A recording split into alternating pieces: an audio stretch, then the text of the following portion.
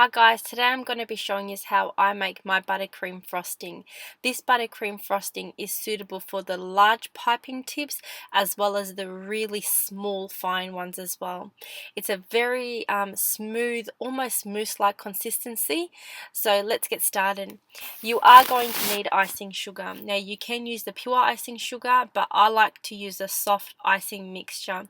With the pure icing sugar, I find that once the buttercream has set, it's very hard when you bite into it. It's very hard and thick. But with the soft icing mixture, when you bite into it in a cupcake or anything, it's very soft. So once you've got your sugar, you're going to sift it. Now all the grams and everything that you need is on the description box below if you want to write it out or print it out.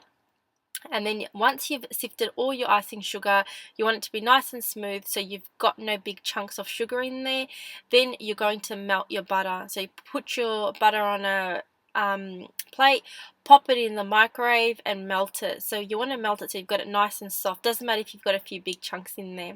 Once you've melted your butter, you're going to add some vanilla extract. I like to use the pure organic ones. This gives it a very nice vanilla, almost like a vanilla ice cream taste to it, and I think it really needs that when it's just butter and sugar. But this is optional. You don't have to put it. If you want to, you can, or if you want, you can even add more vanilla if you want a really nice ice cream taste to it. Then you're going to add your milk and stir in your milk as well, and then pour that wet mixture that you've made and stir it in with your icing sugar till you've got a thick paste.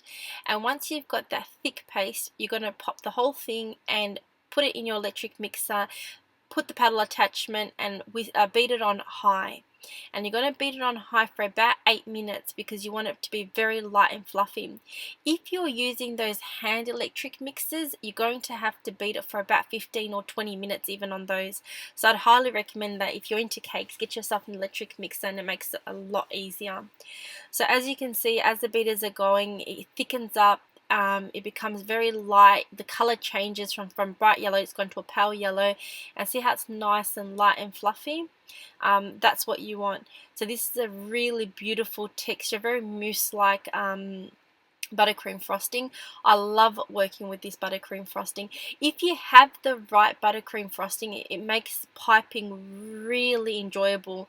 So look, as you can see, it just goes nice and smooth and airy. If yours isn't this smooth, you can always add another tablespoon of milk or two and just keep beating it. So the 4 tablespoons of milk is a starting point, but you can always add more.